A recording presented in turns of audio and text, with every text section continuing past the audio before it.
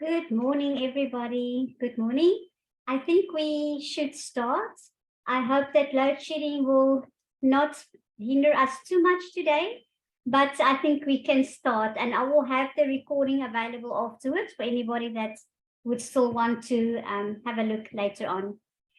First of all, I want to welcome everybody this morning to our webinar. We try to do 4 each year, quarterly webinars. And today we are talking about independent living and also residential care. So with further ado, I want to introduce our first speaker, Mrs. Bronwyn Ward. She is the National Programs Coordinator at Cheshire Homes. Cheshire Homes South Africa has got 16 residential care homes throughout South Africa, and she's going to share some of the challenges and also the benefits of having people in residential care. Thank you so much, Bronwyn. Would you like me to share the presentation, or can you? I have allowed you to share. Okay, now I'll share it myself then. Thank you very much, Melanie. Thank you for the introduction. Thank you, Bronwyn. Your sound is not too good, Bronwyn. Can you just move up your volume a little bit? Let me just check. Is that any better? A little bit. Wait, I'm going to try some. These things are always a bit of trial and error, aren't they? That's perfect. Thank you. Okay. All right. Super. Let me just get rid of that thing then. Oh, come on. Okay. Thanks you, Melanie, and welcome everybody. Good morning. It's lovely to be able to share with you today. And as Melania said, we're talking about independent living and residential care, because obviously in this country we have a mixture of both. So I am the National Coordinator for Cheshire Homes South Africa, and as Melanie has said, we run a grouping of care homes around South Africa. Where obviously we provide full-time residential care for people with mainly physical disabilities. Okay, is everybody able to see my screen in slideshow format Yes. now? Okay, all right. So Melanie asked me to chat about residential care for people with disabilities. And I'm trying to move my screen on and it doesn't want to let me. Don't know why it's not allowing me to move my screen on. Melanie, you might need to do. Do you want me to share, Bronwyn? If you can just please stop sharing, then I can do it from my Sorry side. about that, but it allows me to share my screen, but it doesn't seem to want to let me advance the slides. Can you see my screen? Yep. Okay. Do you want to put it into slideshow mode so that it's on full screen?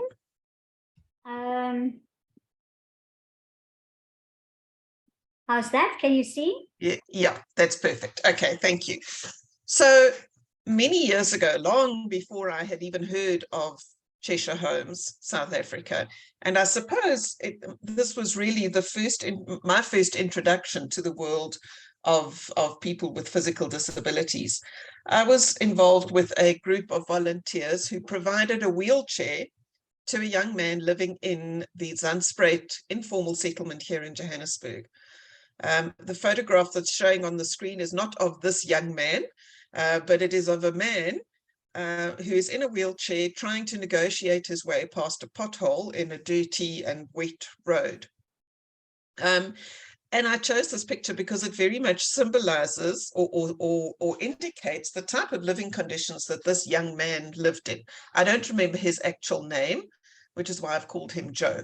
But he was a young man in his early 20s who was a paraplegic.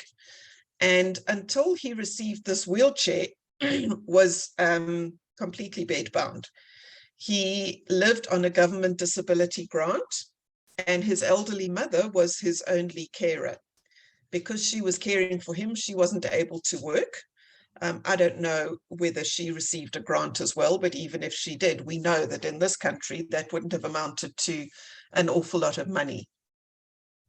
So even though this young man was now given a wheelchair, I thought as we left there, well, this is going to change his life. And yes, it probably did improve his life somewhat. But he still would have carried on living his life in some very difficult circumstances. Because of the poverty in which these people lived, this small family, he would have had an inadequate and an unsuitable diet. Living in an informal settlement, there are no actual roads between the dwellings. They are dirt tracks and very often are impassable. There certainly is no vehicle access. When we went to go and deliver this young man's wheelchair, we had to park at the end of the road and walk to reach his dwelling. And so with his mother taking care of him, getting him into the wheelchair would have allowed her to get him into the doorway of their dwelling, but not really very much further.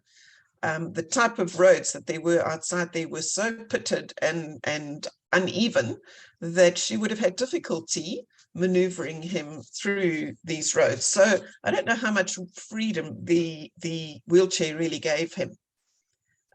In settlements like that, there are communal toilets, which very often are portable toilets. And those communal toilets are situated hundreds of meters away from a person's home. So even if even if she had been able to get him to these facilities, she probably wouldn't have been able to get him into the toilet. He would have relied completely on the kindness of strangers or passers-by to help. In their home, they had no running water, which meant that there was that it would have been very difficult to provide a hygienic and sanitary environment for him. And it was impossible for them to access healthcare. There was a government clinic, again, many hundreds of meters down the road, which she wouldn't have been able to get to. There would be no therapies for him. There would be no stimulation. He would live essentially in complete isolation and living in the society, in the community, but essentially outside of society. I never followed up with him and I never heard from him again. But unfortunately, so often in the case of people like this, although he was a young man, he probably would have lived a short while and then died an unnecessary premature death due to infection or some issue related to his disability combined with his poor living conditions.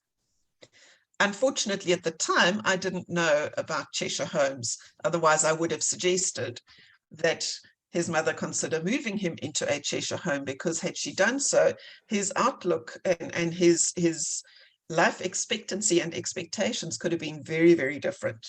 And this is illustrated on the next slide. If you could move on, please, Melanie. So this is a photograph of another young man of a similar age who I met recently at one of our homes. I'll call him Peter. He also lives on a government disability grant. He is also a paraplegic, but he lives in an environment where there are trained carers taking care of him, where he is able to eat a more balanced diet, which is suitable for somebody in his circumstances. He lives in a clean and hygienic environment. He has got access to healthcare because he lives in a care home. They can get him to a doctor when necessary. They can get him to hospital when necessary. There is transport available. So even if he wants to go shopping or needs to go to doctor's appointments or something, there is transport available for him. So he's mobile. The home would provide activities, and there is obviously social interaction with other members of the home. And we really encourage participation in the social and the community life of our homes. So this young man would be able to participate fully in the home. He feels that he's part of a community. He doesn't feel isolated. He doesn't live his life on his own, staring at the four walls of his room. This young man has a job. He works as the receptionist at our home, so he is productive. He's earning an income. and he's contributing to the community where he lives. And he, in contrast to the first young man, has got the has got the possibility and the likelihood of living a very long and meaningful life. The image description there you'll see is a black and white photograph of this young man who is smiling, sitting in his wheelchair in front of a wall with some pretty pictures behind it. Unfortunately, it's a black and white photo, but the color photo would show you that that wall behind him is bright red, because they have painted their reception area in lovely, cheerful colors. If you'd like to move on, please, Melanie. Thank you. I'm going to talk just now about the United Nations guidelines on deinstitutionalization, which, and I know that there was, hello? Sorry. Okay. I know that there was an event earlier this week talking about these guidelines. Unfortunately, I was not able to attend, but many of you may have attended. So I just wanted to talk first about the difference between an institution and a home. So in an institution, generally speaking, they would follow the medical model of disability, where people are treated as patients and not as individual people. Whereas in a home, we follow more the social model, and we try, as far as we are able, to follow the human rights model of disability, where the individual is treated as an independent person and respected as an individual. And not treated as a patient. So the terminology even is different. In an institution, you may well find that a person is called a patient, whereas in our homes or in a home environment, the person is termed a resident because they're not ill, they're not a patient, they just happen to live there, so they're a resident. In an institution, the person will often be the passive subject of medical care, whereas in a home, they are an active participant, but there is support to the extent that they require it for them to take care of themselves. In an institution, the focus is on the disability, whereas in the home, the focus is on the holistic person. And that person is seen as a complete person, not just seen as their disability. In an institution, very often there are limited or no choices for the person as to their life and how they live their lives. Whereas in a home, there is a degree of autonomy. Yes, you live in a home where there is a certain structure and certain routine, but there is a much greater degree of autonomy. And I've just given you two photographs there as well to illustrate this point. The first image on the left is of a man being lifted with a hoist from a bed, and he's in a ward with two other beds in it. That is to indicate the type of environment that one might live in if one is in an institution.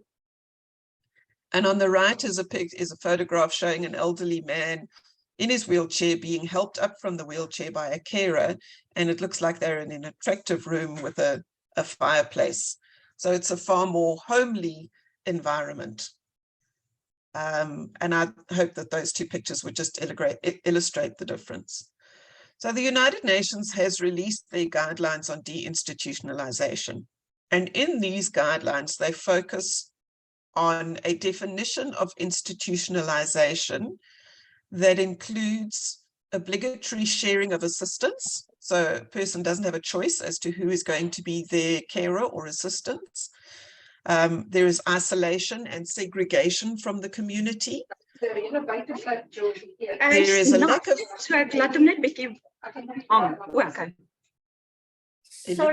just ask everybody to mute? Except for our speaker, thank you. Okay. In an institutionalized environment, a person has a lack of control over their day-to-day decisions. They have a lack of choice over who they will live with. They have a lack of choice over their routine. They generally will have identical activities and taken place under a certain authority. Very often there is a paternalistic approach in the provision of service to those people. There is supervision of their living arrangements. And there's a disproportionate number of persons with disability living in the same place. And as the United Nations says, all of these combine together to adversely affect the rights of the person with a disability to live a full and independent and autonomous life. So if we move on to the next slide. Thanks, Melanie. Oh, we did. They also say in their guidelines that the process of deinstitutionalization should focus on restoring autonomy, choice, and control to persons with disabilities as to how they live, where they live, and with whom they choose to live. Also, they say that living independently and being included in the community requires full legal capacity for the person, access to housing, support and service options that are accessible and that enable persons to regain control of their lives. And the last point I wanted to highlight was that they say the process of deinstitutionalization should be grounded in the dignity and diversity of persons with disabilities. Now, if you read through that whole guideline, it focuses on very much on the support and the accessibility that should be provided by the state in order for people to be able to live independently. And as you've seen in the first example that I gave of that young man, unfortunately in South Africa, for a very large number of people living with a disability, there is no support available. There is no housing available. There is no accessibility to services for them. And so they lose the choice of being able to live a full life or not. Now, in Cheshire Homes, we try to provide that choice as much as we possibly can. There are some characteristics of our homes that I wanted to talk about. Firstly, our individual homes differ in order to suit the community and the need. And when Leonard Cheshire Disability was started in the 1940s in the UK, it was started deliberately with this principle in mind, that each home began out of a need for that particular community. And each home has very much got its own personality and its own characteristics, and in fact, even its own range of services that they offer, depending on what the community needed at the time. And our homes still are like that today. If you were to visit our homes, you would see that each one is different. And each home has its own personality, depending on the community that they're situated in. The second point is that the community is actively involved in our homes. This is vital for us. Our volunteer base is massive. And we rely very heavily because, as you all know, we all work with NPOs who have limited finances. So we rely very heavily on the volunteers who help us to keep our homes running. And definitely those homes within our network that are the more successful homes, or the homes that fare better and are better organized, are able to offer better activities and better facilities, those are the ones where the community is more actively involved in terms of, firstly, donations and support, donations of goods and food, and volunteering, people donating their time. Some of our homes in Durban, for instance, are so well supported by the community that their food bill every month is negligible. They hardly spend any money on food to feed 30 or 40 people, because so much is provided by the community. So the support of the community is very important in our homes. The third aspect is that we respect each person's individuality and dignity. We really put an emphasis on the fact that this is a home and it's a family environment. Just as any family living in any home, each person is an individual and wants different things and has different aspirations and different interests. And we try to recognize that in our Cheshire homes. So we provide, for instance, a range of different activities, depending again on our volunteers. So, but there are a range of activities, and no person is forced to participate in an activity that doesn't interest them.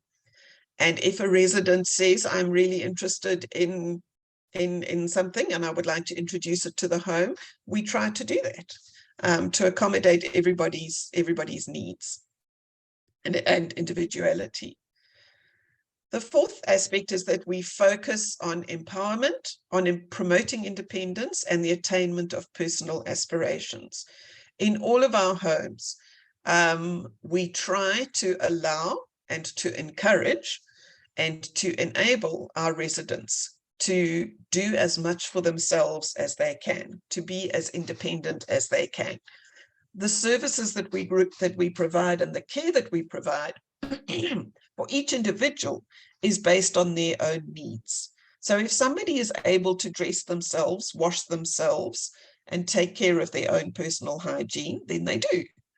If somebody, is able to do some of that, but not others, then they're given assistance. And we have residents in our homes. In any one home, we can have residents who are ambulatory. They are able to walk. They're able to function in society. They have jobs. They are able to drive cars. They are able to go out unaided or unaccompanied. But they need to live in a place where they do have a certain amount of care that's available when they need it. Right through to a person who is a quadriplegic, who is unable to care for themselves at all, and needs round-the-clock nursing care. And those people will live side by side in the same home. So while we do have, yes, a disproportionate number of people with physical disabilities living in our homes, the range of those disabilities is very wide. And the diversity that we have amongst our residents in each of our homes is wonderful. It's actually, it's lovely because each person brings a different aspect to the character of that home. Living in a care home like ours, you have access to assistive devices and facilities. So even if a person is not in a position to have their own wheelchairs, hoists, etc., the advantage of living in an environment like a care home of ours is that those devices and that technology and that equipment is available to everybody who lives there. And then lastly, we encourage participation in the home life and taking responsibility within the home, as much as the person wants to be involved and as much as the person is able to. So in many of our homes, residents have taken on responsibilities. In the one home, the resident has taken the responsibility for checking that the doors are locked and all the lights are turned off at night, every night. We might have somebody who takes responsibility for organizing social activities. We might have somebody who takes responsibility for manning the reception desk, for instance, like that young man that we saw earlier. So people are encouraged, just as in a normal home, again, in a normal family, each person takes responsibility for certain aspects of home life. Our residents are encouraged to do the same within our homes. Okay, can we move on to the next slide, please? Then in terms of independence and independent living, I just wanted to share with you some of the options that we have in our homes. So we have quite a wide range. As I say, we've got a wide range of the level of dependence or level of assistance that a person requires. And we also have quite a wide range of the type of housing that we provide for our residents. So most of our residents will live in either shared or individual rooms within the main home. And then there are communal bathroom facilities. There's a communal dining room, a communal kitchen, etc. We try to make sure that each person has their own room, but unfortunately in some of our homes that have got less resources, unfortunately we do have residents that have to share rooms sometimes, but we try to give each person their own space that is their own. Then some of our homes, some of our residents will stay in a small flatlet within the main home. So they get, you know, a little bed sit. It'll be a bedroom come lounge, but they will still have their meals in the dining room.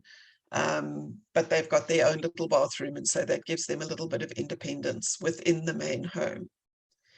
Then some of our homes have got cottages where each person has their own private space. So they have their own bedroom come living room, but then there is a communal kitchen and lounge area. And those people then would cook for themselves. So amongst themselves, there might be 3 or 4 people living in that environment, or people with their spouses, even with their partners. And they would then organize amongst themselves to share the cooking duties and so on. So that's really a sort of communal home.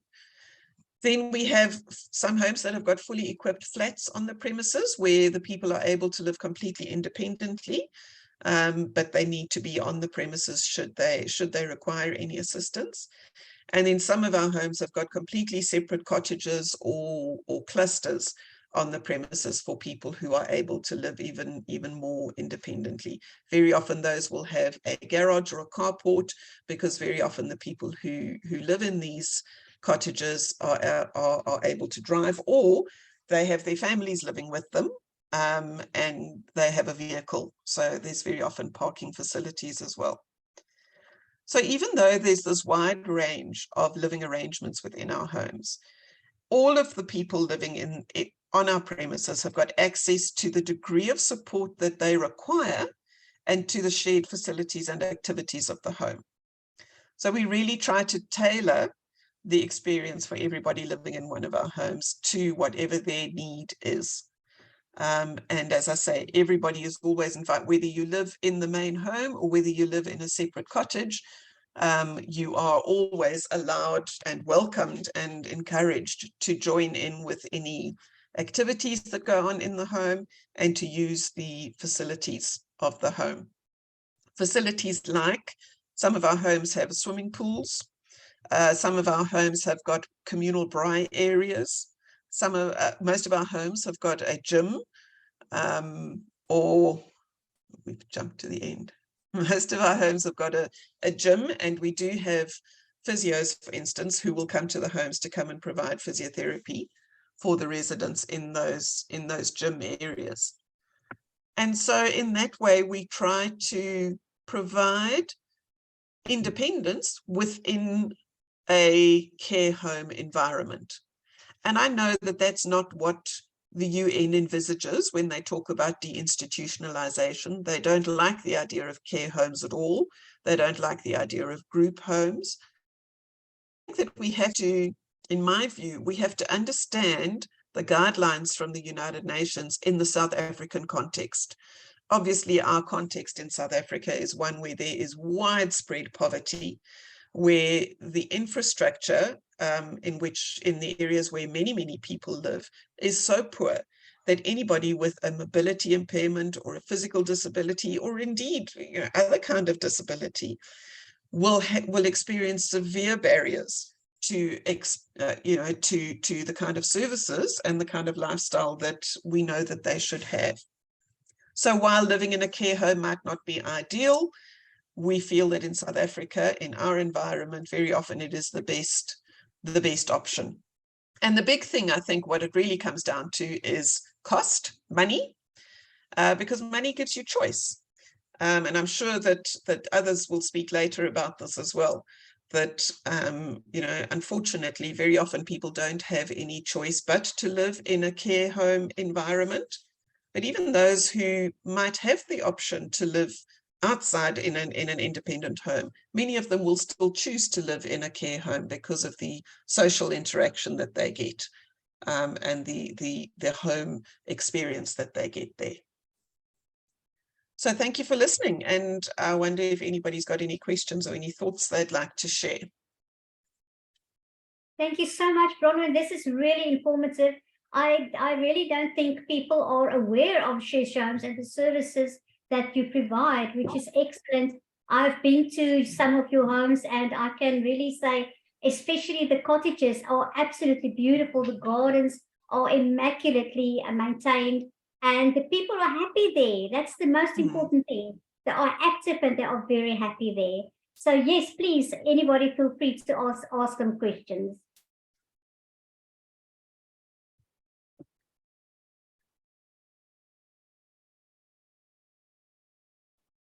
Gloria, please go ahead.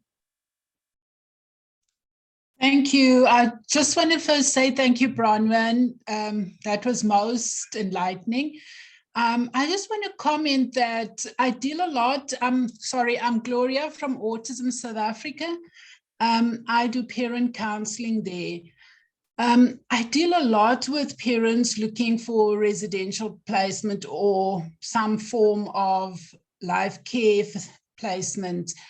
And I honestly have not really had a lot or known a lot about Cheshire Homes. I know of similar homes, but they don't offer almost what I would call the full package the way you seem to do it.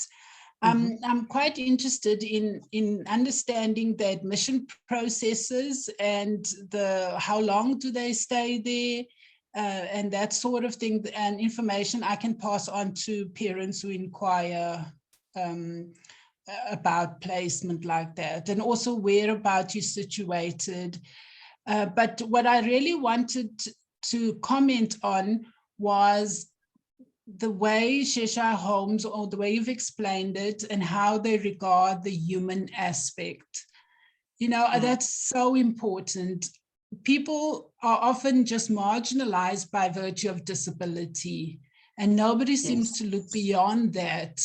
And putting them in a residential place where that is not looked at, their humanity is not cared for, I think is really a step way back for them. And I so appreciate that that you mentioned it, Bronwyn. And I hope that people who deal with placements would look more at what is this person getting into, what type of life care, because they often stay there for so long. And if their emotional and just human needs are put above the care. I know you've mentioned it in the medical model that we're trying to move away from that, but it's even more than, than the social model even. It's about humanity. And that's really what I want to stress. Thanks, Bronwyn. Thank you very much, Gloria. Yes, good questions. And to give you more information about our homes in your, for your specific query, we should perhaps chat offline because you've asked a lot. But what I can answer is certainly in terms of how long the people live at our homes. We have got a couple of homes that are children's homes, and they would certainly be suitable, for instance, for a child with severe autism. But we only have a couple of those. We have one in rural Eastern Cape and one in Durban, in Chatsworth. Most of our homes are homes for adults, and our criteria is primarily that the person has a physical disability, but we do know that there are other disabilities that also require a person to live in a similar environment. And that's why I think we need to perhaps speak offline about the specific requirements for people with autism. But it's very often a lifetime home. Yes, people do live in our homes for a long time.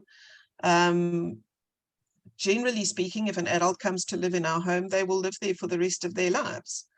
We do have a problem when people get older because DSD doesn't like people over the age of 60 to be living in a care home. We've had a couple of homes where DSD has come and said they want to move these people to an old age home. And sometimes that just doesn't work. Firstly, the old age home might not be able to cater for the person's physical needs. And secondly, if you've got somebody who has lived in this home for the last 40 years, for their whole adult life, to move that person into a new environment sometimes would be terribly traumatic and very inhumane. And so we do try to allow our residents to stay with us as long as they want to. So I hope that answers that question at least, but perhaps we can chat separately about your other questions. Bronwyn, would you mind if I share your contact details Not at afterwards? all. You can just Yes, ask me and then I can forward them the details. sure, with absolute pleasure. Okay, we've got a hand up from CTAPD, Cape Town APD. All right, I don't know who that is.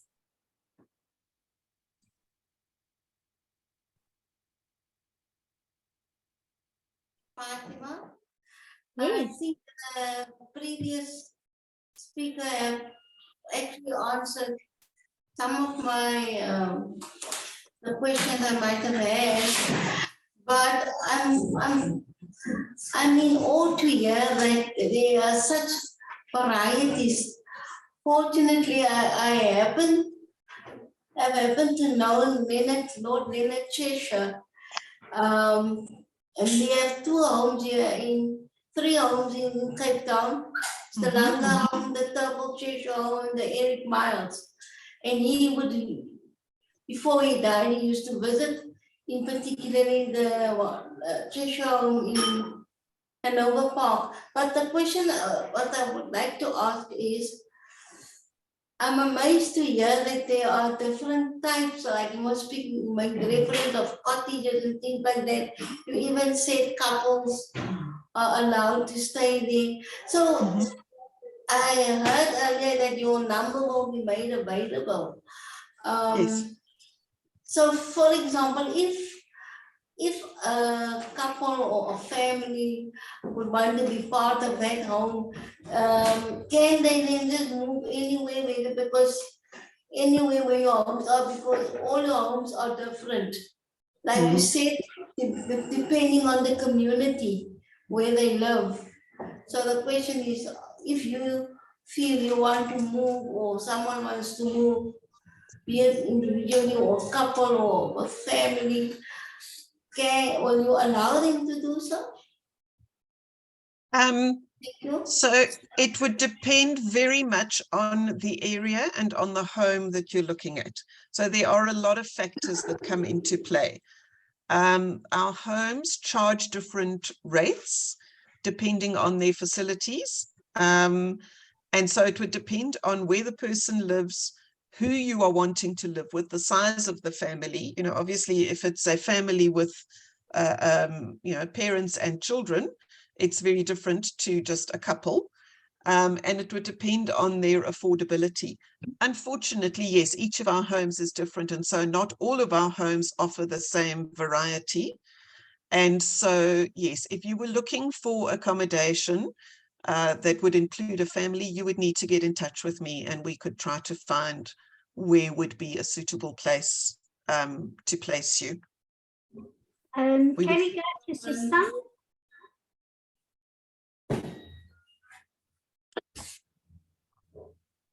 Melanie, you spoke to me? Yes, your hand is up. Would you like to ask a question? Yes, please. Bronwyn, I just wanted to know, you speak of different stages of disability, if I can call it that, because you said some can still walk and whatever. Yes. Did you ever, and would you be catering possibly for a person who is in a wheelchair and who has lost his sight as well?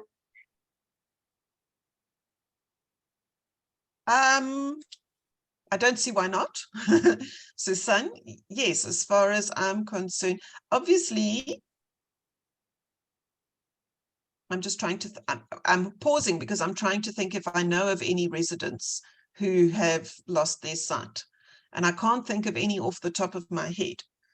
But it's certainly, again, you know, each person who approaches one of our homes and is interested in moving there, it's a very individual choice, and that person would meet with members of management of the home and even residents. Most of our homes have a residence committee, and that residence committee will also have a say in who comes to live in their home. And so there would be meetings and discussions to see whether the home could accommodate that particular intersection of disabilities. But it's certainly not out of the question, no. I hope that answers sufficiently. Thank you. Lewis has got his hand up.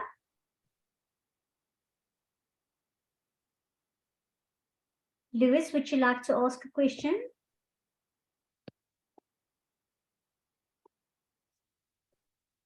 Okay, maybe Lewis will ask a little bit later. Can you Any hear me, Melanie? Yes, we can. Thank you, Lewis. Go ahead. All right, thank you very much. Again, Louise Mande from South African National Council for the Blind. Just to acknowledge the a good presentation from Bronin, and good to hear from you, Bronin, again after a while. Thank you, Louis. Thank you. And also to the, I think this subject matter of today is quite important, Melanie. I wish we could have had I think more time, discussing this, because I think this area is emerging to be getting into a demand line in terms of people with disabilities, with all their diversity. My question, I think Susan has asked it in a way, because I was going to ask a question on diversity and multi-disability, but I think because of time that's covered. And then Bronwyn, who do you think these guidelines, are trying to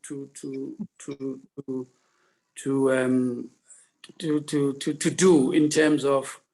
I hear what you said on them when you were presenting that slide that was talking to them, what it tries to do. But there are institutions of DST that are looking at frail care. So who has to institutionalize?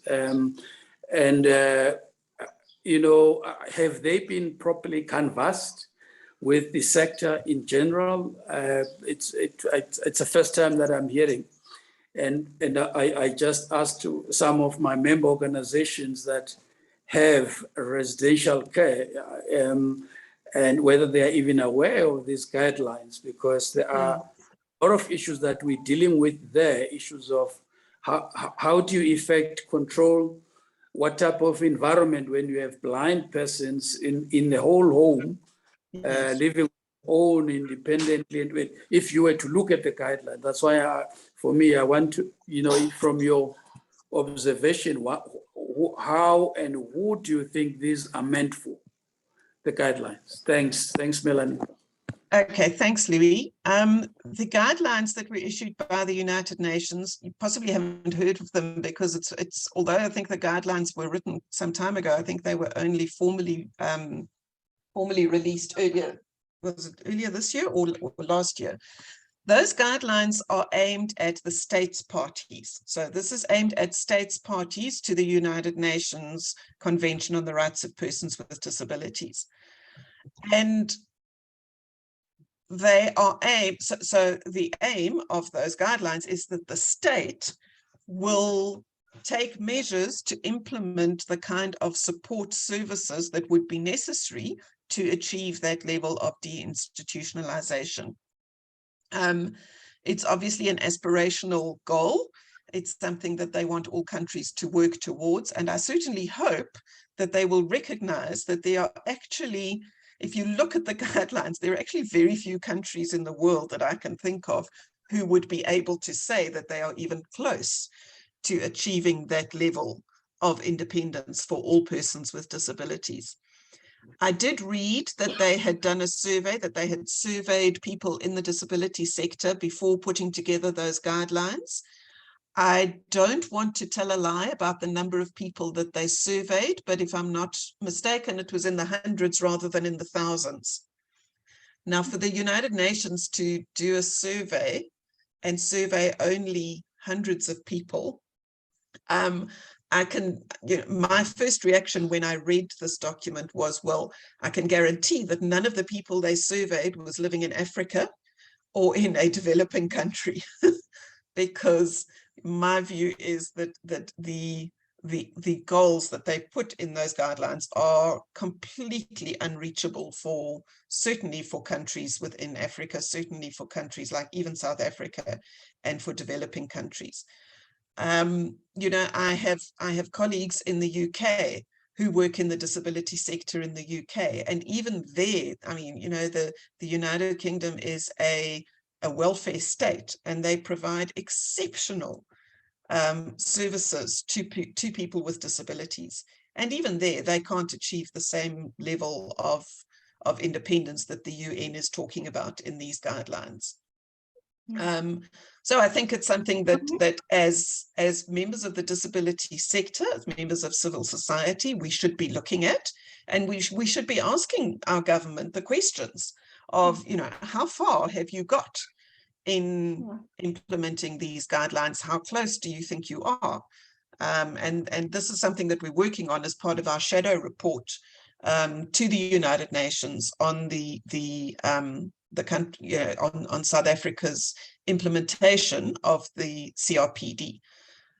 But yeah, it's a it's a big ask, and I doubt that there are many countries that are going to meet the requirements. I am so glad you mentioned the inclusion of this in the shadow report. It's so important. Bronwyn, can I ask you to maybe forward me those guidelines as well, that I can just send it to everybody that would like to take a look at it? Sure, I'll do so. That would be wonderful. Thank you so much. You're welcome. Thank you. I would like to thank Bronwyn for your excellent presentation this morning. It was really so informative, Bronwyn, and I really wish that we could have you give you all the money that you need to establish 100 more residential homes, because it's so needed in South Africa, especially in rural areas where people are really struggling in the local communities. Thank you so much. Thank you, Melanie. Thank you, everybody. I would like to introduce you to Hanif Kruger. He is the Resource Center Manager and Assistive Device or Technology Specialist at the South African National Council for the Blind. And Hanif is a blind person himself. He has been living independently for, I think, all of his life, most of his life. And I would like to ask Hanif to share some of his lived experiences with us.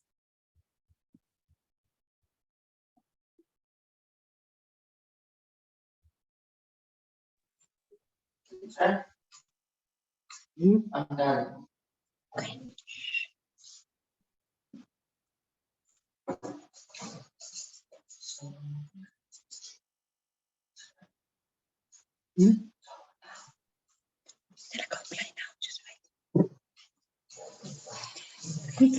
Good morning, everybody.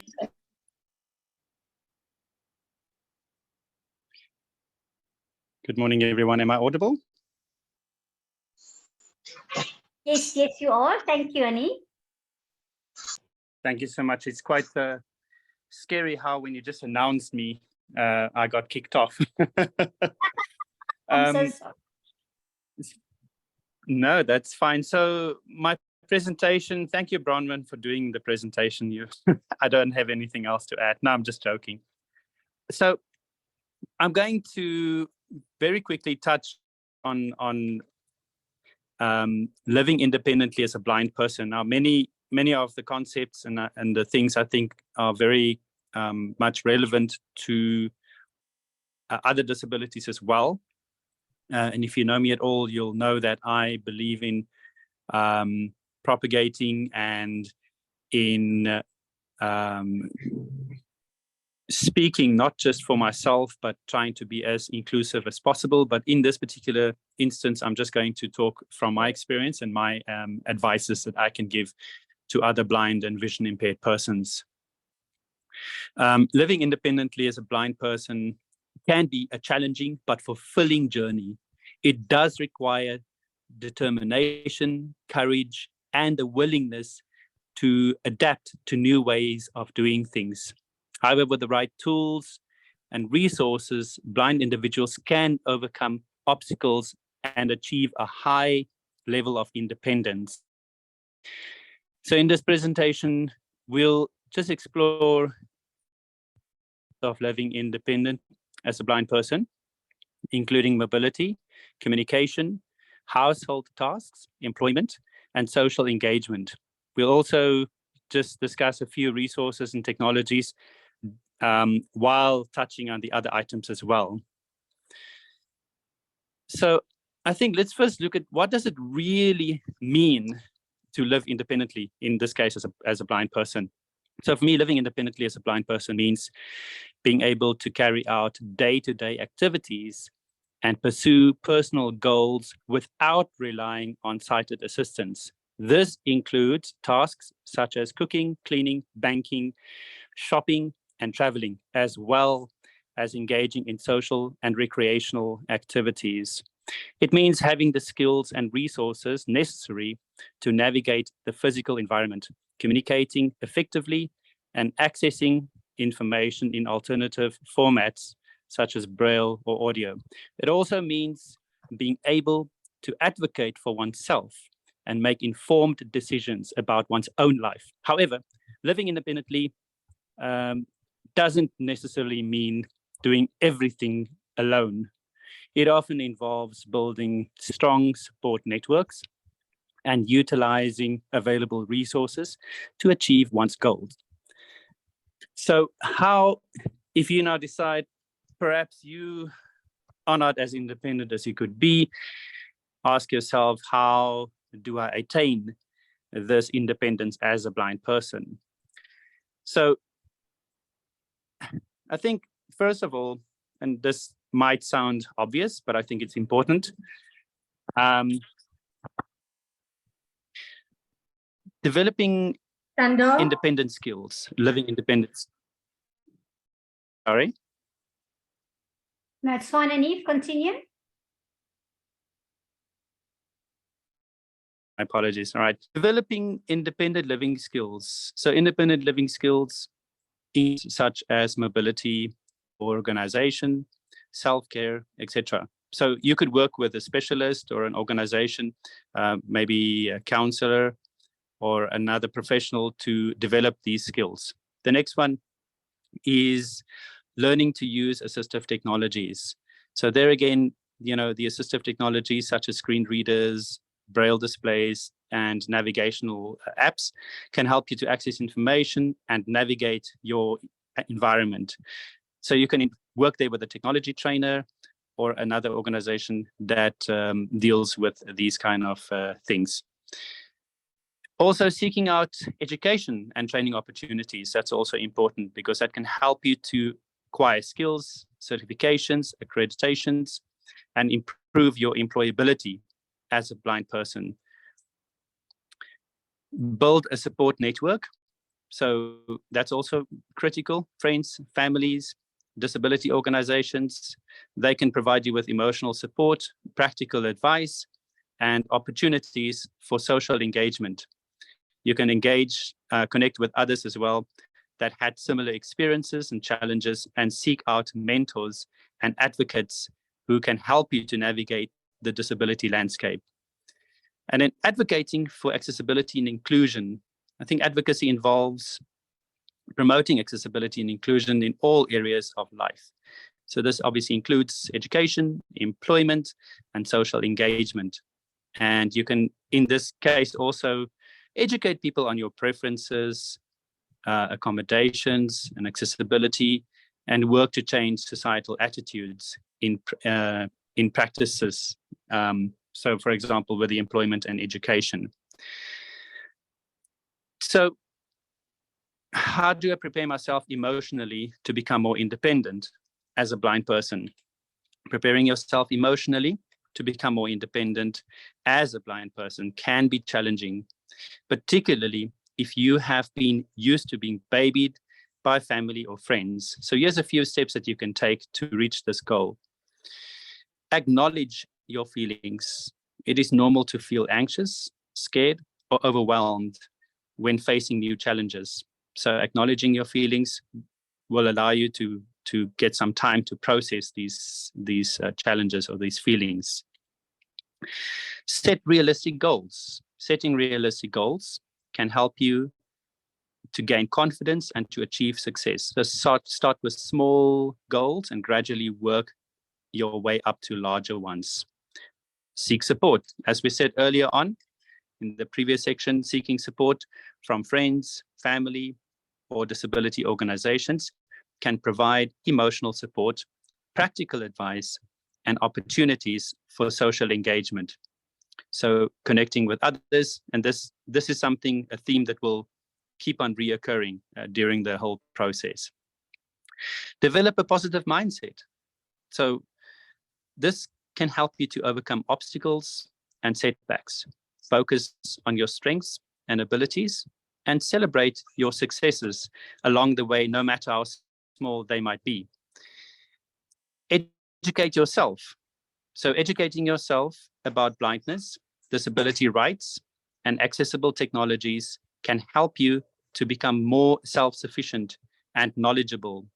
Attend workshops, read books, connect with disability organizations, and to stay informed. Practice self-care, very important. Taking care of your physical and emotional health can help you manage stress and build resilience. Practice relaxation techniques if that helps, such as meditation, engage in physical exercise, and make time for hobbies and activities that you enjoy. Aspects of living independently as a blind person.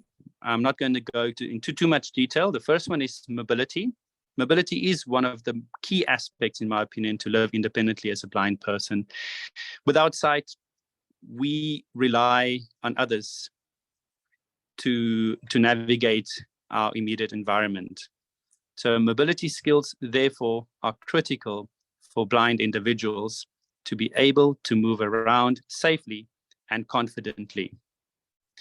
There are various mobility skills that blind individuals can learn and develop to enhance their independence. One of the most fundamental skills is orientation and mobility, or O&M training. So this involves learning how to use a wide cane or a guide dog to navigate the environment safely. Training can also include how to use public transportation, such as buses and trains, to travel independently. So I'm going to just, skip past some of these things because I also am aware of time that we have to stick to. So the next one is communication. Communication is a vital aspect of living independently. We need to be able to communicate effectively with others, both to meet our practical needs and also to participate fully in social and professional activities. So there are various tools and techniques as well that we can use to communicate effectively. One of the most important is Braille. And if you don't know, it's a tactile system that allows blind individuals to read and write using their sense of touch. Braille is used extensively in education, employment, and in daily life, and is considered an essential skill for blind individuals, especially when it comes to employment. They are also, having said that, though, there are also other ways of communications using various technologies that can aid in communication. For example, a screen reader, which reads aloud text on the computer screen and allows a blind individual to use computers. And in these days also your touchscreen phones, iPhones and Android devices. However, effective communication is not just about tools and technologies.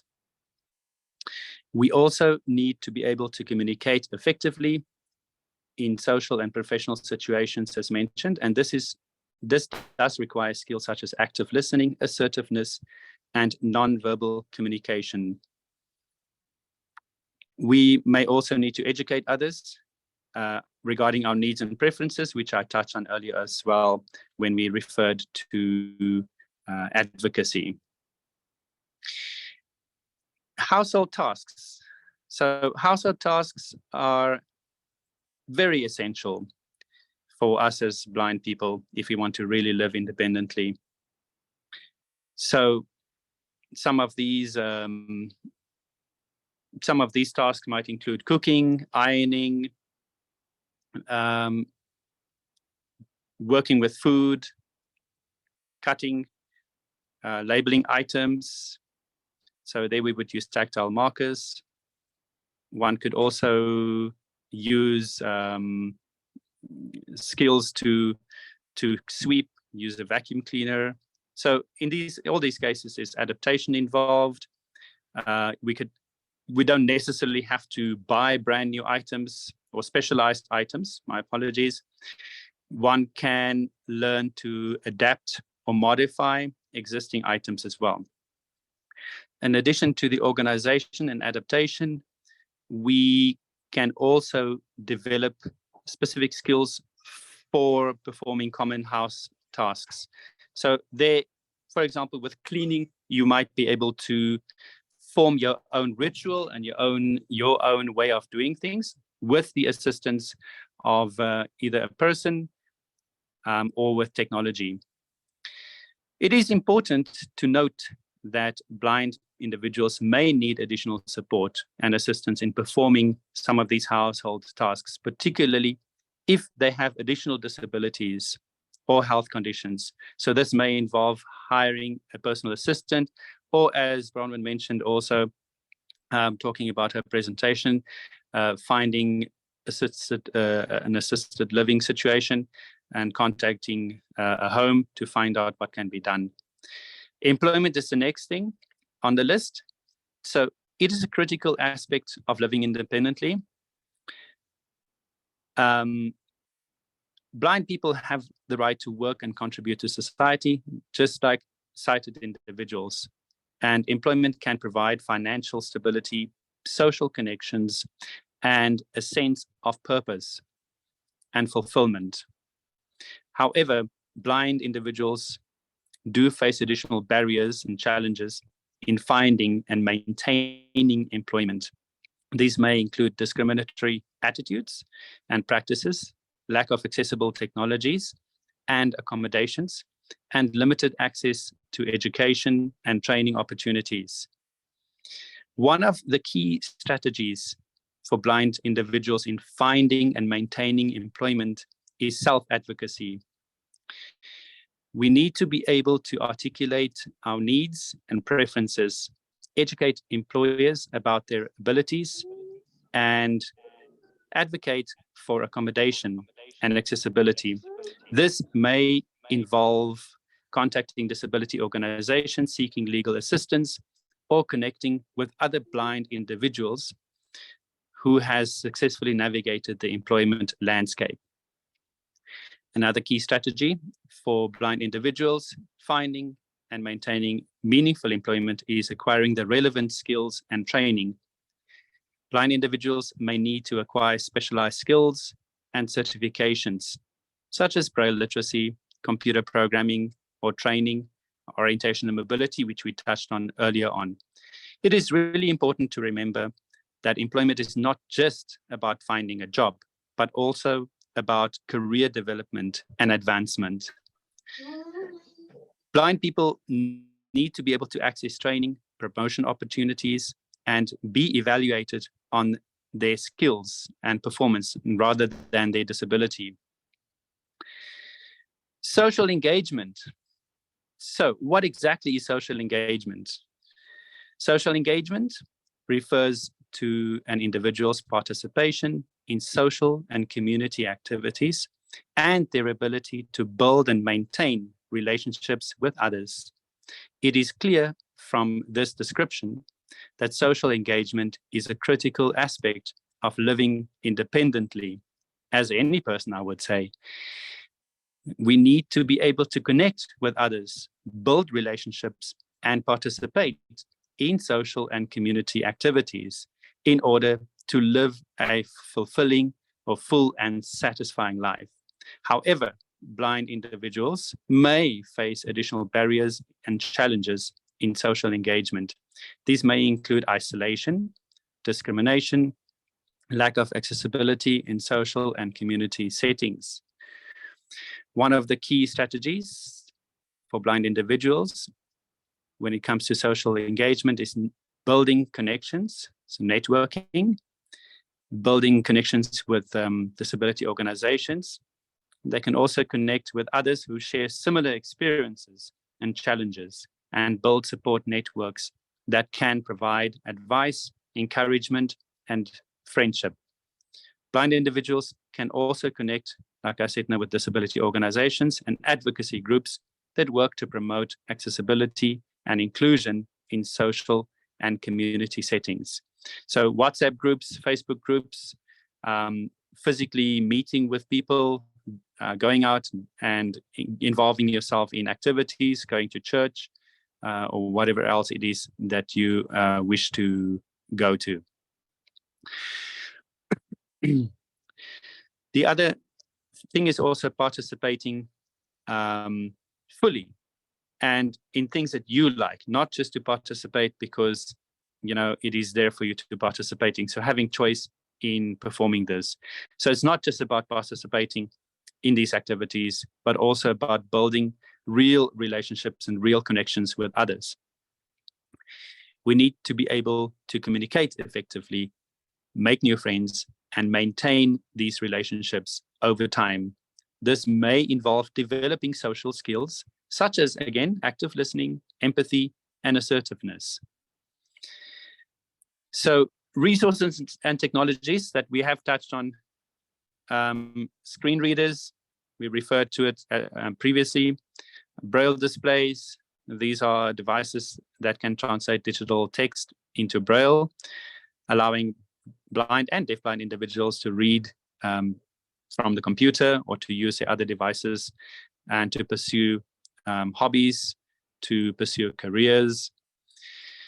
GPS-based navigation applications. This could be software or hardware that allows you to, it provides you a turn-by-turn navigation, real life or real-time updates, allowing you to navigate your environment safely and confidently.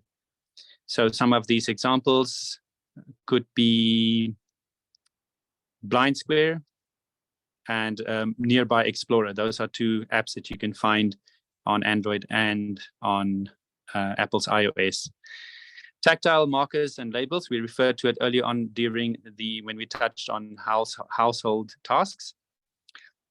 So these are typically physical markers and can be added to items such as clothing, appliances, and household objects to help blind individuals to identify and use them independently. Talking devices, these are devices that gives you speech output to provide you with information and feedback. So this could be a talking kitchen scale, talking bathroom scale, talking watches, etc. Then guide dogs, these are highly trained dogs that assist blind individuals in navigating the environment safely and independently. Guide dogs are trained to obey commands, navigate obstacles, and provide emotional support to their owners in some cases. And they can also tell you when the robot is green. No, I'm just joking about that one. Audiobooks and podcasts. These are digital formats of books and other content that are read aloud, allowing a person to access a wide range of literature and materials. So bookshare.org is an example. You also have your podcast directories on iOS and Android, and there are literally thousands and thousands of podcasts covering different topics all the way from South African history to cooking in the dark, etc. So I'm not going to do the whole famous blind people thing. I think we all are aware of people that has made it. I'll just maybe mention Stevie Wonder, obviously, Steve Kikana, Manga Bespro Makwevo, Sandal Mabasa. Yeah, there's quite a few actually, but I don't want to go too much into detail there because I think we are aware of most of these people. Sorry, my computer just froze. Okay, so I guess to summarize, living independently as a blind person is not only possible, but can be a fulfilling and empowering experience. While there are certainly challenges that come with blindness and other disabilities, there are also numerous resources and technologies available to assist a person to navigate the world around you. By developing a strong support system, utilizing assistive technologies, and mastering essential skills such as orientation and mobility, individuals who are blind can enjoy full and satisfying lives. It is important to remember that blindness does not define a person, and with the right mindset and tools, anyone can achieve their goals to live independently with confidence. I want to leave you with this quote from, this is actually a quote that I have on my email signature. So some of you might have seen it. That's if you read your signatures that you receive. And this is a quote from Benga Adebambo. And for me, it summarizes and encapsulates everything. It says,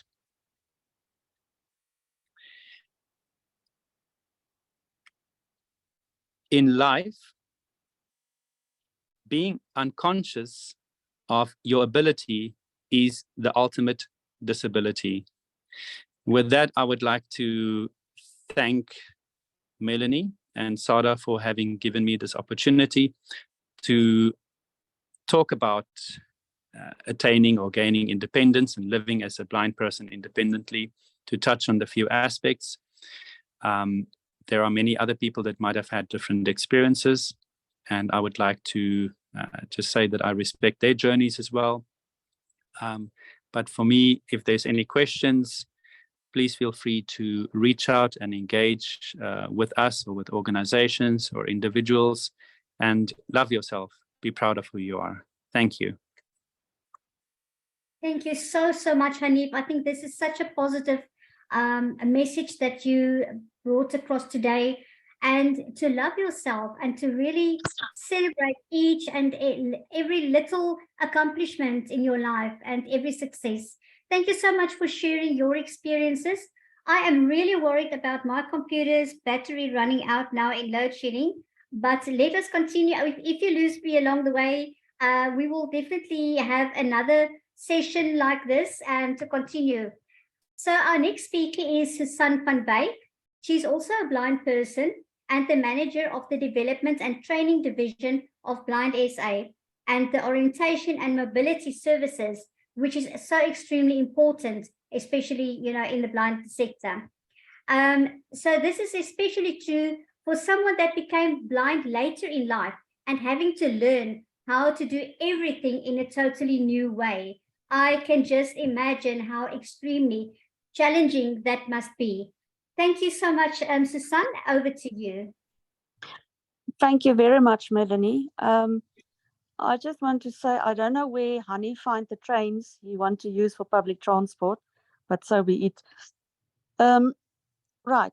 If you as a person or any person, be it a child in their teens or as an adult, lose your sight for what other reason? As you all know, any loss of a function can happen overnight, be it in an accident, be it as a sickness, whatever the case may be. First of all, when you wake up or you discover that and there is no return, first of all, you don't accept it. It's a challenge, it's a shock. So the same things as when you lose a person you love, there's different stages to work through. So first of all, you need to work through the feelings you have at that stage. Then comes the acceptance. And this is twofold, because you as the individual who has that specific loss must accept it, and the family or the loved ones around you. Sometimes the family feel that, yes, but there could be ways of people assisting you, so they want to put you under pressure so that you can get up and go forward to your life again. On the other hand, the family will feel, okay, we'll take care of you. If you apply for a grant, that's some extra income for us. So we'll just keep you here hanging there. We want your money for our bill to pay our costs and so forth. So when a person is in that situation. Many times, if they could be referred from OTs or social workers or a doctor in a hospital, depending on how you lost your sight, assessment, a pre-assessment should be done first of all. So you will go in, or if you ask for assistance, people will go in and have a discussion with you on what is your current feelings? What do you see going forward? And not just that now I'm jumping in and I will do A, B, and C. No, it takes time. And once you have thought it through and decide, okay, I will be taking this challenge on and go forward with my life. The acceptance you work through and your family work through. Only then can one start helping you with the fact that, right, now I have to change my lifestyle. I'm not changing myself as a person. It is just the way I operate. And that is where your instructors will come in and gradually introduce you to what is the need. And at the end, as Hanif said, all the different ways how you apply specific things to make life easier for you. So many times the struggle lies in the acceptance part. And although currently orientation and mobility instructors are not registered with the medical council yet, so they will have a very basic counseling information or training. So they will have a discussion with you and the family. And if it really needs, I know some people, they get depressed. We had that in our family of a person who lost his sight because of an accident. And then therefore you would refer those people to other social workers, psychologists. And then sometimes I also know that some people, because of the shock of losing your sight, they've lost the feeling in their legs and they become so worried and that they cannot walk and they stopped walking because it is another challenge.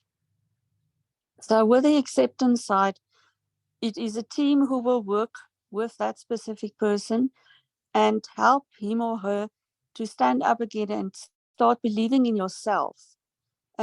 Your belief in yourself and the fact that you will know, but I can do ABC, and build your self-esteem again, because that is very challenging many times as well. So after that, and when you accept it, you're going forward, then you will gradually change your lifestyle. Your way of looking at life might change, but it does not necessarily need to change.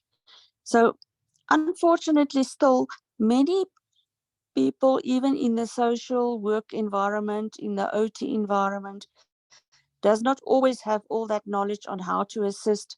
So then many times they will bring in a person who has, in our case, visual disability, to have a discussion with that person and to tell them that this is not the end of the road.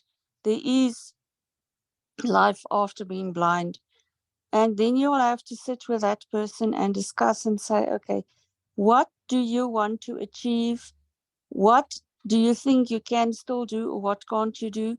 And then work through that person with all the information available from your side and what he thinks he can or cannot do, and lead him or her into a specific way of, right, I will try this, and if it doesn't work, I will adjust and I will try and do ABC. This is still a very, very difficult area, because for other reasons, people think that some kinds of disabilities you can just go over and you just operate as normal. But the main adjustments for different disabilities is gradually. And even though if you lost your sight later in life and maybe you could have been born blind, there will always be times when you will feel, but this is not fair. There will always still be times where you want to fight against the fact that you are disabled in a specific way, and that will not go away. But you with the assistance, and if you struggle yourself, you will find a way of working through that and then going forward and build yourself up again. So as with anything, I mean, even a person without a disability, they have their ups and downs. So we all find a way of working through this, but sometimes you just need some other people to help you and go forward and work through it in another way as you usually would have done. So if I can just say, and all of us, I believe Hanif and them as well, many people don't want to accept the fact that now I must see that I must either use a white cane or a guide dog. And you feel, but this is so noticeable by other people. I don't like it because it will bring some more attention onto myself. I would rather just not go around or move or anything. That is not the way to go. Stand up, take the hands of people who can assist you, discuss with your family, all work together, because the challenge is not the fact that you lost something. The challenge is, and the best way to do it is to stand up and go forward and work with what you have and make the best of it at the end of the day. This is very not so inclusive of all, but there's always, because every person is an individual and the individual needs differ, but the basic starting point is the acceptance of your visual loss or your other disability loss, whichever it can be. And then from there, working with it gradually with other people, and then in your mind telling yourself that I can do this with the help of others for a start. And then at the end, I am willing to go forward and I have the opportunity, and then just work on that and build your self-esteem going forward. Yes, thank you, Melanie. Thank you, Susan. That is wonderful. I just want to know a bit more from I don't know much, so I'm asking. In your rehabilitation center, if a person comes to you for the first time after losing his sight, how long does that rehabilitation process take, more or less? I mean, I know every person would be, different, but just a general guideline. And where do you start in rehabilitating such a person? Okay, first of all, when you have, many times we will receive referrals as well from OTs of social workers. First of all, as I said, the mindset of the person should be that I am willing to take on a different way of living. If that is cleared, then you will also do a specific assessment on what the needs of the specific person is. Would that person only need to know skills of daily living, or would that person want to have orientation, as in he wants to go out from his home, he wants to go into the work environment, he wants to go to the shops and so forth. So if you do the complete orientation and mobility training specifically after the acceptance, where you do from scratch your sighted guide skills and the whole process up to total independence, that is more or less 70 lesson per 70 hourly lessons, which work give or take over a duration of 3 months. And then it also includes your skills of daily living, like in cooking, how to take care of yourself, how to do your homely work, if you can, going forward in that regard. But this is also very custom made, if I can put it that way, because of the needs of the person. Going back to the rural areas, which Bronwyn spoke about, you will have different ways of identifying certain spots which you can work with or bargain areas which you will use as a starting point or stopping point. And in that case, it will always be difficult to move around in the very rural areas. But if you have, for instance, took the option to use a white cane, the way how you will use the white cane will be a bit different from the way you will use it in the urban areas, because of the surface you are walking on and moving around in. So if, for instance, I'm very rural and I'm not really interested, or I am very aged already, I only want to know how to operate in my home environment, that is what would be provided. And if I'm a youngster just out of school or youth and I want to go on through to university, I will be learned how to operate from home with all public transports to the university grounds, on the university orientation at the university place. And within that, if I have decided what I want to study, for instance, make contact with my tutors, so that they also know what could be a challenge for me and where they can go forward and assist in that regard. In the working environment, it is also not just for me, but also for the employer and my staff, co-colleagues who will work with me in a specific area to do awareness with them on what I am capable of and where I possibly would need some assistance. And then just the basic dignity to keep me that I am an individual, but I just operate a bit differently, but I'm just as good as well a person as anybody else. Thank you, Susan. That's so helpful. I think I will add my my contact details again in the chat, so that anybody that would like to be referred to you or to the council or Blind SA, that I can then just refer them, and so that you can take over from there and help them with rehabilitation or refer them to someone in their local area that could be helpful. That's quite fun. Thank you, Melanie. Thank you so much. So it is my great pleasure to introduce Ari Seelers. He is, I think, very well known in the disability sector and out there as well.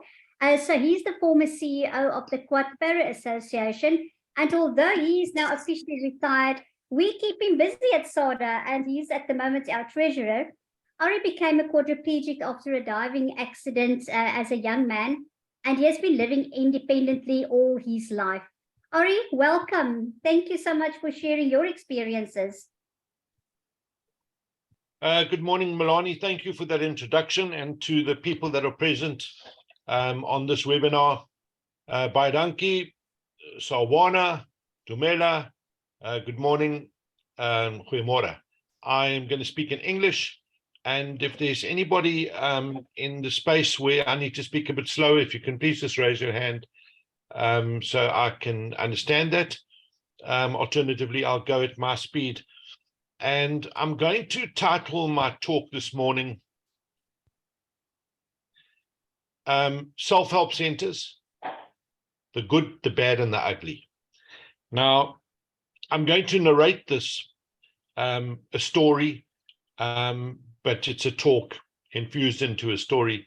So anybody out there that's looking at independent living for small groupings of people with similar disabilities, you can understand this model, the recipe, and the concept, and look at, and you can get a good idea of the good parts of it, but also the parts of it that broke it down a little bit, and you know, the wins and the losers in this space. So when I talk about a self-help center, this is a model that has been grown within the Quasi sector very successfully to a point, and then had some failures, which we all identified the reasons for.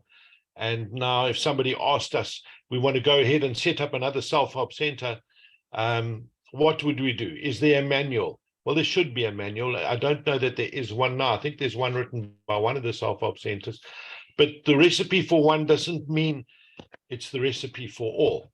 So when I talk about a self-help center, you can visualize a number of quadriplegics and paraplegics, let's say no greater than 14, no less than 7 or 5, at the least 5, who decide they want to live in a commune environment, just like a university commune that any students would have.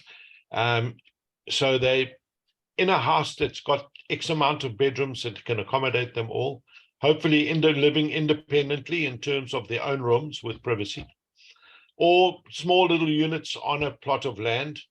And then, of course, with dignity, providing living in accommodation for your staff, having a kitchen environment that can cook for everybody. The model we talk about never really had where individuals would cook for themselves every evening. You can imagine now with load shedding how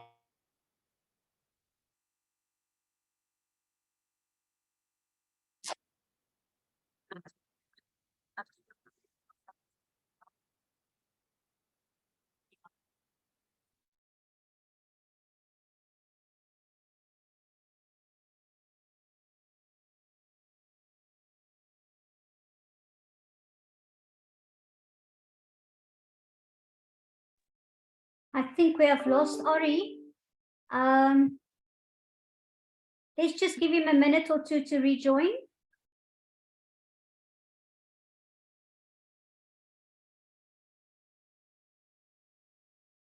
Ori, are you there?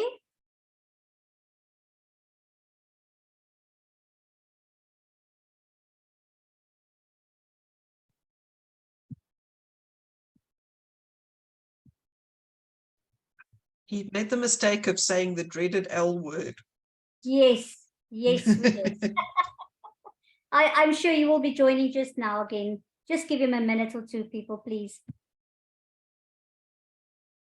This has been such a wonderful chat this morning, and I really think that we should, support. That's the word that stands out for me, from the community, from colleagues, from family and friends, and the community at large. And if people must just ask, and people are very happy. Are you back? Thank you, I'm back. Ori. Sorry about that. I don't know where I dropped off. Apologies. I'm off the grid. I've got solar. I never drop off in these environments. So could someone quickly just tell me where I was? I don't want to repeat myself. Ori, we lost you at you said there were 5 to 7 people minimum in such an environment. Okay, so I'm talking about the concept, the recipe, and the model. 5 to 7 minimum in a house, a maximum of 14. That's the sort of model that's been used within the quasi self-help centers. The most important part of this, the residents choose their housemates. The residents choose their staff, employ their staff. The residents decide what's for breakfast, lunch, and supper. The residents write the house rules. That was the core of self-help centers. It was complete. The model is run by the residents themselves. But of course, with that comes the consequences of when the postman drops off the window envelope in your postbox. Those are bills. You've got to pay them. You can't go to your NGO that you belong to and say, oh, these bills, electricity and water and supply chain invoices have arrived, please pay them. That's the consequences of independent living and living in the quasi model of self-help center. You need to raise the funds in order to be sustainable. And it's not easy. So very important was the number of residents, not too few, but not too many. I mean, of course, you can understand economies of scale when it comes to reducing the cost of caregiving. The more people you have, then you amortize that into the cost of the caregivers. But of course, a caregiver, you can't overwork a caregiver with having far too many quadriplegics. The caregiver will be working off their feet. So that also was quite an important decision to make, was the breakdown of how many paraplegics, how many quadriplegics, because a paraplegic can actually lend quite a bit of a hand. And that's not a pun. It's ensured that everyone comes with some sort of skill group that moves into this environment, that you have good race diversity, that you have good gender representative, so that there's at least women and men in the same environment. What that means also is that when it comes to choosing of caregivers and people working in intimate environments, you're going to have a combination of men and women. So you need to accommodate the men and women that are working in the facility with dignity and with privacy as well. Another element of the model that you need to be cognizant of is the location. Where do we purchase this house, or where do we build this house, or where do we rent this facility to set up a self-help center? It really needs to be in, if you're out on a farm or if you're in a rural area, you're not going to have the support you're going to need to be sustainable unless you have some very unusual and very good resource mobilization projects or fundraising projects. So I think the location of most of there are 14 self-help centers within the Quasar model, and they're all in suburban areas where there's a local community, there's a church environment surrounding them, close to the shops, wheelchair wheeling distance away from services like a clinic or hopefully a BRT bus station, a friendly environment that you can engage with, especially your neighboring community. So location was very important. And then we believe also that when it comes to scaling, so we never felt that one house's recipe, self-help center's recipe, was the same recipe you'd use for another group of quadriplegics who wanted to set up, or quadriplegics and paraplegics who want to set up an independent living center or self-help center around the corner. The models you don't scale and duplicate the exact same model. Just to go back a step that I might have forgotten to mention, the whole initiative must be driven by the people that are going to live in the house. I've seen time and time again when people set up homes for quadriplegics, not of quadriplegics, then it fails, because the quadriplegics and the paraplegics sit there saying, well, where's our food? Where's our electricity? Where's our water? No. The quadriplegics and paraplegics must have got together and say, we don't want to be living and giving the burden to our parents, or we don't want to be living in these institutions. We want to live a more sustainable life, a more independent life, when we have our decisions made for ourselves.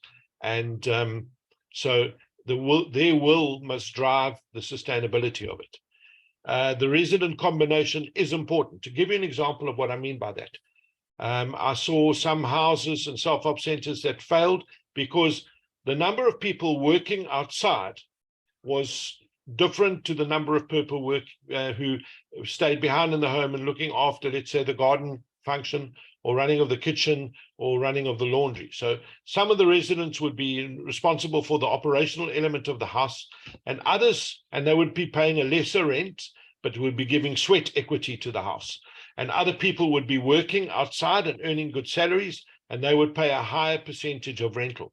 So the percentage of rental paid by each resident had to be worked out, and had to be fair and square for everybody, and without causing any resentment. What was very useful in this sort of communal environment was the service level agreement. There was no such thing as, let's say, a lease agreement in the house between the resident and the house and the self-help center. There would be a service level agreement. You give X amount of service, you earn X amount of residency privileges in this house. And I think that that's very, very important, is to give everybody a service level agreement, so that if you're not keeping the service level agreement. If you're sleeping all day and you're sitting in your room watching TV all day and all the other residents are doing duties around the house to keep it sustainable and to reduce the costs of the house, to make sure that food is brought in, to make sure that the caregivers are reasonably well paid, and their training is up to scratch, you can't have one resident holding the house down. And I can assure you that resident gets evicted very quickly. The interesting thing is, it's also a very politically unpopular thing to do, is to take a quadriplegic and lock the gate and say, there, on the pavement, you didn't pull your weight in the house. However, when the community looks in, they see 6 other residents who are all quadriplegic saying, we don't want this quadriplegic. He or she doesn't pull their weight and it's going to let the house down. So that's an interesting dilemma that sort of sorts itself out. What Kwaza did, now having 13, 14 of these models going, of self-help centers of all different looks and feels about them, but some of the recipe was very similar, and that is the choice of resident, the number of people working outside earning bigger salaries, the number of people pulling their weight inside, giving sweat equity. Once that we got that right, we set up a self-help center forum. Kwaza did. We funded it. We got one representative from each house who had met twice a year, and they would exchange the good, the bad, and ugly of each house to influence and inform each other how well they were doing, or how badly they were doing in the odd case. The interesting thing about the Self-Help Center Forum, and it was very disappointing for me that I facilitated the forum, is that a lot of the self-help centers didn't want to share the information. They thought, no, this is our intellectual property. Pity the way it was. So the Self-Help Center Forum never really got much traction. So you can imagine, we were looking for the perfect employment contract for caregivers, the perfect disciplinary codes, the perfect service level agreement for residents. But we never got to that because quite a lot of the self-help centers felt that their intellectual property and how they dealt with things didn't warrant to share that with everybody. And it is a pity, because that would have been the trump card, was having that pooled information, which would have given a perfect model for this communal self-help center type living for quadriplegics and paraplegics. As I mentioned, it's wonderful to have this independence with not living under the Cheshire Homes model, where there's just a set rental and you're not really expected to do that much, or you can demand not to do much at all. And some of the other institutional living where as long as you paid your rent on time, you're going to be okay. Yeah, you need to fundraise. You could fundraise and get more than enough money, and then start having some luxuries and some perks, adding a bus to your fleet, adding a driver, upping the level of the food that you eat, buying more often, running a little pub maybe to get the local community to come and have some refreshments after work. I will mention to you that that's not good. If you're going to have a relationship with the church community, then you run a pub at your place, I'm telling you, you're going to come short. So fundraising and resourcing of these self-help centers, the models were very different between all of them, and there were some successes and some failures. Of course, a lot of the quadriplegics and paraplegics and self-help centers subscribe to the casual days and the tacky tax days, where they would sell stickers or badges and get to R4 of the R10 revenue, and they owned that revenue, and it was unrestricted. That worked quite well, but I've seen these campaigns are not going to solve your problem with respect. They seem to have, in my opinion, they've seen their time, but that's another discussion. Each of the different self-help centers had different campaigns. They branded themselves with interesting names. They got involved with golf clubs. They got golf clubs that had golf days. They got involved with auctioning, let's say a wine auction, and got people around. Some of them had rugby days where they'd have a big screen and the local community would come and watch rugby. Others were more sustainable in the respect that they had shops, recycling shops.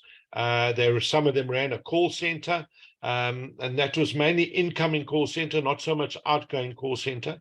So incoming, just receiving calls, doing transcription for the medical fraternity, where the quadriplegics and paraplegics would have to work in the center X amount of hours commitment, and that money went to paying the costs of the self-help center.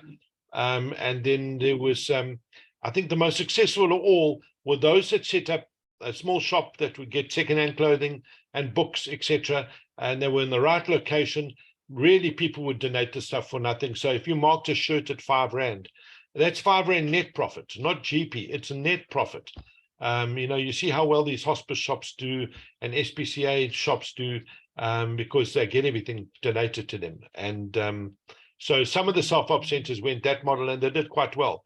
The recycling was very interesting. So the self-help centers had paper, glass, and plastic waste bins. Really, it wasn't about the revenue that came from the weight of all the stuff in there. It was about the people that recycle are good people. So they would have a quadriplegic occupying that space at the recycling bins. And as people would come and drop their glass and their paper and their plastic, quadriplegic would engage with them and tell them what they were doing at this house and tell them what their dreams and goals were. That person was connected to somebody or a family at least. And before you know what, they were bringing food along. Before you know what, they were dropping some money off, but that wasn't the big win. Before you know what, they had their printing done for nothing. Before you know what, they had their self-help center painted and maintained for nothing. So it was a very good way, the recycling, of having an opportunity to engage with good people who recycle. So each self-help center had a different way of being sustainable. I can't tell you how much COVID hurt this model. It really did. Communities locked down and people looked after themselves more than looking after their neighbors and anybody else. That was a natural response to COVID. It's not something to the lockdown, it's not something you can practice. So our self-help centers are bleeding. Infighting between some of the residents, our self-help centers are bleeding. Losing some of the leaders in the self-help centers that became, that made some savings and thought the next level is to now live independently, not in an independent living center, on their own house with their own caregiver, often taking the best caregiver with them when they go. It starts the bleed on the self-help centers. And so there were those things that, you can't entrap someone in a self-help center. And as someone finds their feet, be it as it may, a little bit of a pun, their next level of independent living is living on your own. Some would get into relationships. Some would get into relationships with caregivers. Some would get into relationships with other residents, and off they go on their way. I will tell you that the relationships within the self-help center were quite sensitive and did cause some ups and downs. It's not something that you would encourage, but it's not something that you can say can't happen. So if you ask me, would I call them self-help centers? And I think that's one of the big generic faults that happened in this model. I'd say no, not at all. You call them interdependent living centers, that we are interdependent with the community. And that's very important. The community must know that they are very important to the success of this model. Has Kwasa scaled the number of these self-help centers over the years? No. We've remained at 13, at least for the last 10 years, because they're not as sustainable as the dream makes them look like. It's all about the will, the enthusiasm, and the sweat given by the residents. And once you've lived in this environment for more than X amount of years, it seems that the sweat does dry up a little bit. People ask more for money than contribution, and the model seems to have lost its wheels a little bit. I'm very happy to go into the intricate reasons why and how, but I think for the moment, that was 20 minutes off the cuff. I'm very happy to field questions, and I've described what Kwasa has is the 13, 14 self-help centers, which still house approximately 125 quadriplegics and paraplegics in South Africa across the 13 and 14.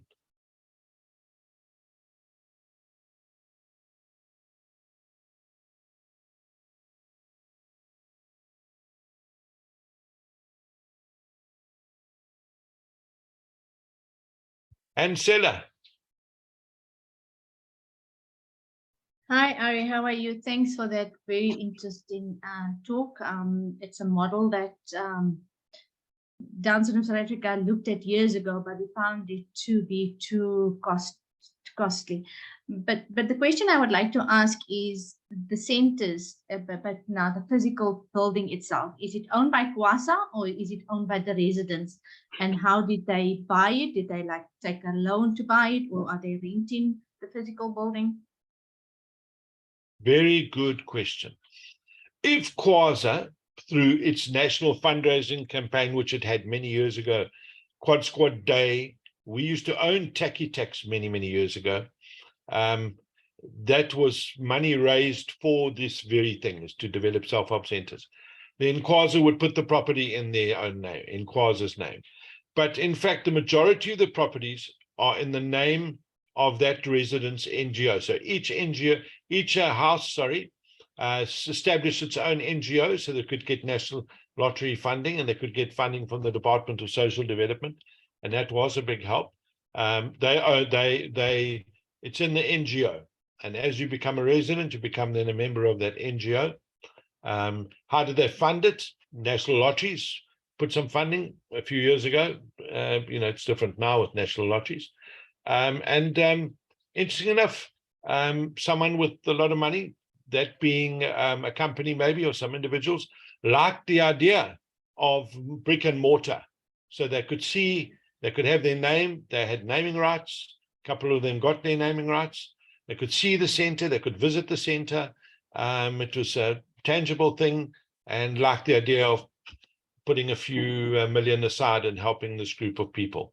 But those days are over now, where you find so many of those. So anything else on that question, Ansela?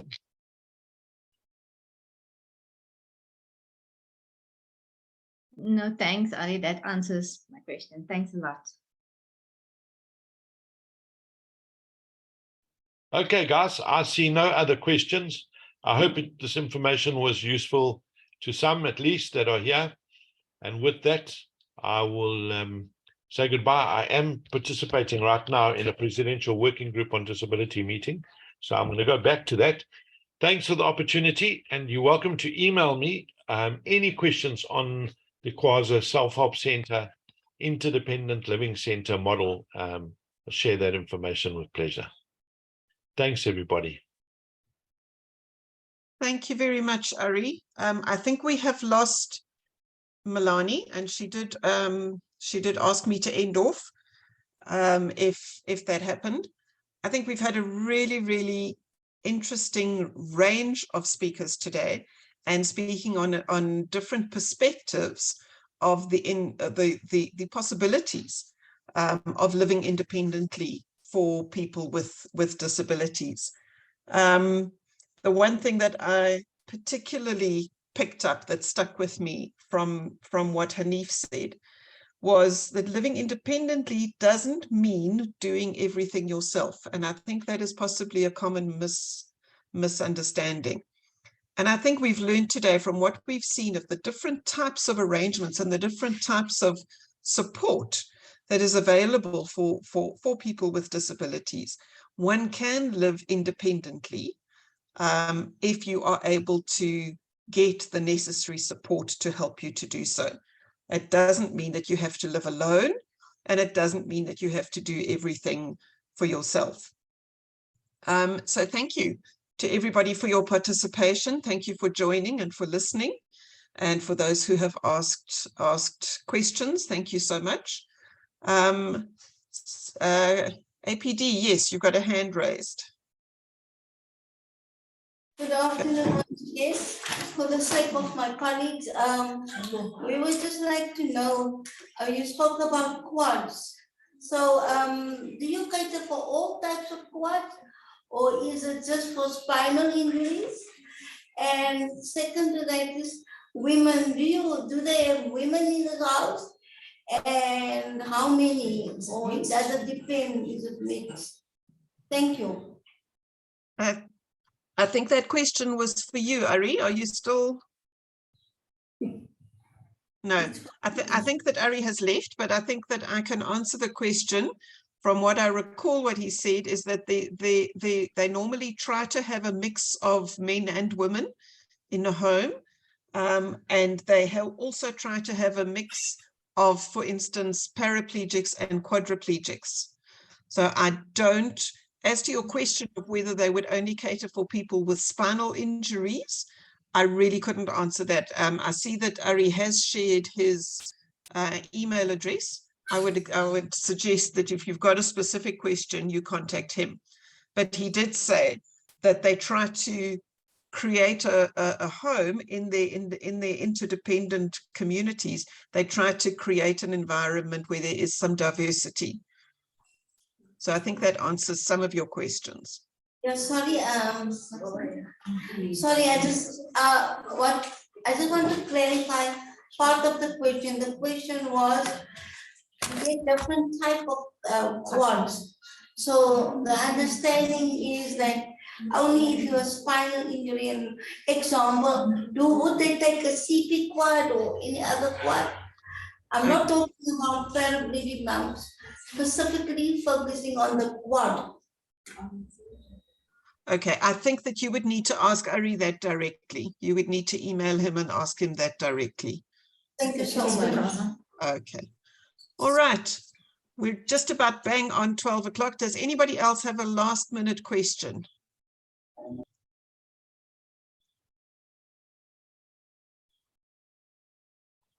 No? Okay, in that case, thank you everybody for your participation. And I hope you enjoy the rest of your Friday, and I hope you all have a good weekend. So bye for now. Bye-bye, everybody. Take care, everybody. Thank you. Bye. Thank you. Bye.